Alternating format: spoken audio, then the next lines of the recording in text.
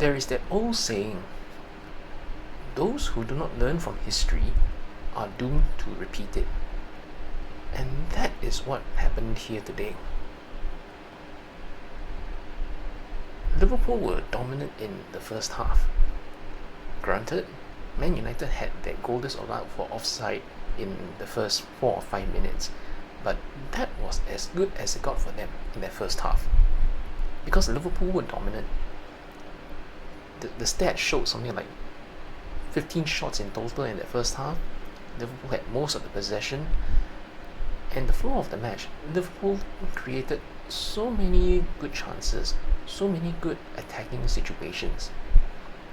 But every time they took a shot, everything that was on target was saved, and everything that wasn't saved was off target. Eventually Liverpool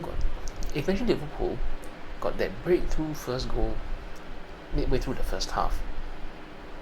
The corner was crossed in, a flick on to the far post where Diaz was, and Noah was marking Diaz, and he scored that goal. And it looked like Liverpool finally, with this first goal and the way they had been in control and dominant in that match so far, hopefully could go on and score a few more, get a just be professional, go on and get that win. As it were though, after that first goal, they spent the rest of that first half being wasteful again. Then came the second half. The first 5 minutes of the second half showed why you should not be complacent. Kwanzaa had the ball near the halfway mark. He had plenty of time, he had plenty of space, and he was not put under any kind of serious pressure. So from facing forward, he decided to do a 180 spin and just pass the ball to the left without even looking at where or who he was passing to. The ball was given to a Man United player, they took the shot from the halfway line, and just like that, it became 1-1. Watching this, it was absolutely infuriating because Liverpool was so in control at that point. They had Man United where they wanted them, and at the time, through the first half and even the start of the second half, it looked like Man United were, pretty much almost at that given up kind of mental state. And this was a gift. This was a gift in every sense of the word. That kind of nonchalant passing, giving them that free equalizer. And once it became 1-1, it felt like Man United suddenly found a second win, and the tide started to turn. They were the ones starting to get on the offensive again. And so Liverpool went from being complacent to lacking composure thereafter. While Man United were on the attack, and they were starting to put together a lot of offensive situations, one after another, Liverpool also had their own chances to counter attack, and every time they did, they failed to make any truly meaningful chance, to score, much less actually score. There was that one counter attack. Salah played the ball to the right to Diaz. Diaz played the cross over to Nunes on the left. But given where Nunes was in that situation and the angle that he ended up being at, it was hardly a good chance, because trying to score from that kind of tight angle on his left foot was always going to be very difficult. And then again, continuing on with the whole lack of composure thing, Man United spring an attack where they break through Liverpool's pressure lines. Liverpool are pressing with their forwards and their midfield. Man United managed to get over that. The ball went all the way to the Liverpool box, and despite Liverpool having players in that penalty box, they they weren't actually marking anyone. They weren't actually being tied to anyone. And the Man United youngster Mainu gets the ball, and he has all the time in the world to get the ball, turn, pick a spot, and curl it into the far corner. How on earth is that possible? I have no idea. How many times have we seen when Liverpool are in attack, they have players in the box, they're on the ball, and that the opposition defenders will make sure they get touch tight. Don't let them turn with the ball. Basic stuff. And somehow Liverpool, despite despite all that domination that they had in the first half, from being 1-0 up, now they find themselves 2-1 down. And now the remaining half hour or so has become some kind of salvage job. Because quite frankly, ever since the 1-1, Liverpool they basically lost control of the match as a whole. Because of the way now Man United, they found their second win, they found their energy, and they found their way to keep attacking, and so oftentimes it became a back and forth kind of situation. Eventually Liverpool got that penalty in the 84th minute, salvage a 2-2. But quite frankly speaking, in that second half, just that distinct lack of composure made it feel like it was always going to be a big mountain to climb, even though it was just 2-1, right? At 2-1, oftentimes you would think that a team of Liverpool's quality, they can get back to a 3-2. But given that distinct lack of composure that they showed in the second half, even that just felt like a big mountain to climb. A match of two halves. Again, that another old saying. Liverpool in the first half, in terms of the way they played, in terms of the build-up and creating chances, 9 out of 10, 10 out of 10. But the finishing, probably 4 out of 10 at best. So many wasted chances, wasteful finishing. Then as for the second half performance, terrible in the second half. What do I give? 2 out of 10? 3 out of 10? And of course, unavoidably it has to be said that the turning point in this match probably would be that Kwanzaa mistake when he gave the ball away for the 1-1. The thing is, a mistake like that, you chalk it down to inexperience. Ultimately, for as good as Kwanzaa has been when he has broken into the first team this season, he is still a young, inexperienced player. And a mistake like that, I'm quite sure that he will learn from it. And the thing is, if this mistake is taken just in isolation, if we look at just this alone, without anything else, it's a forgivable mistake. Any young player could have made a mistake like that. Like I said, they will learn from it.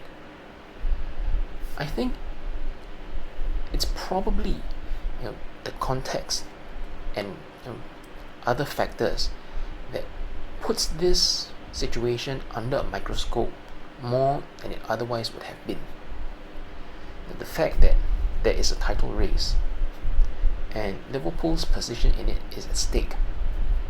The fact that this mistake and the way the second half panned out thereafter resulted in Liverpool dropping points. I think if Liverpool had somehow won this match, this mistake from Kwanzaa probably won't be, it'll be sort of like glossed over a bit more. Probably it will be noticed, but it won't be such a big sticking point, such a big talking point. But the fact that now Liverpool have dropped points in a title race, and they are now second on the table, so there's a bit more of that microscope there.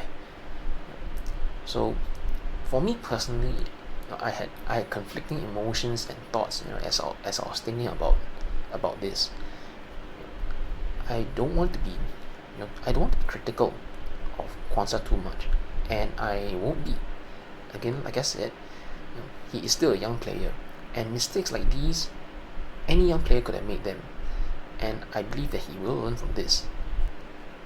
For the rest of the match as a whole, again, Liverpool was so wasteful in attack, particularly in the first half. If they were more clinical with their chances, we probably would be looking at something like a 3-0, 4-0, or maybe even a 5-0 at halftime, and that would have been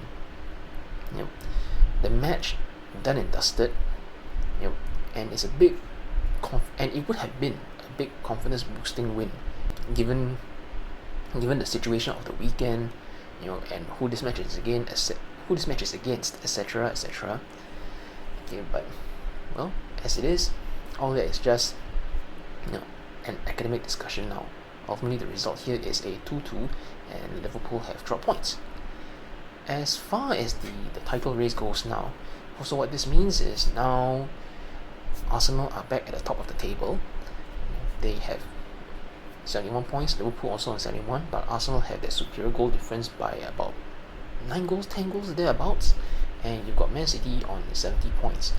And this means now the title race again, it's basically in the situation as tight as it was before a couple of match days ago when Arsenal and Man City drew with each other. And as it is, Liverpool, they technically still have the title race sort of in their hands, maybe in their fingers, just that little bit. Ultimately, they it's a goal difference swing that is going to be very difficult to claw. But again, the objective has not changed. They have to keep winning their matches, regardless of what the other teams do.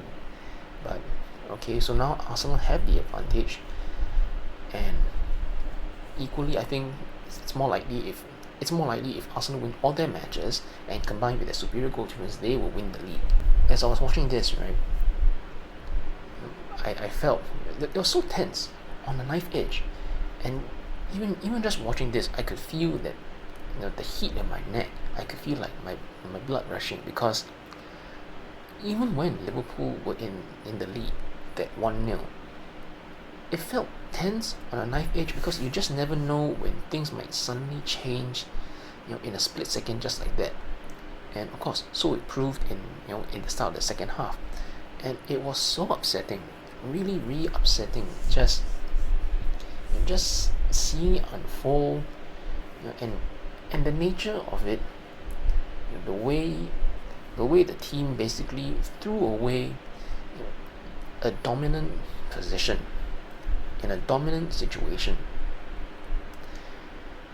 And again, it goes to show, for no matter how well you play, you can create lots and lots of chances, but if you don't score, you don't win.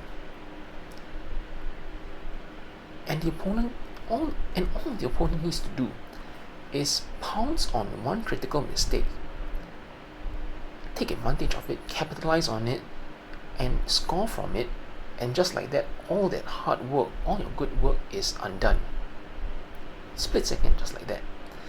And given where we are in the season, and given everything that is at stake, you get points on the table for winning, not for performance. Performing well and losing or drawing is still losing or drawing. 0 points or 1 point. Playing badly and winning is worth 3 points. Liverpool managed to play well for half a game, then throw it away, and then salvage a point. What do I make of that? Regardless, we have, the team has to move on, right? There's still 7 league matches left in the season, and now this coming week there's Champions League matches, there's Europa League matches, and Liverpool have to learn from this. They really need to. The front line need to learn from their wastefulness, their profligacy, and Kwanzaa. They definitely will have to learn from this particular mistake. But again, I'm quite sure he will. I'm sure he will. It's a big it's a big lesson. This big lesson for him, and I think he'll be all the better for it.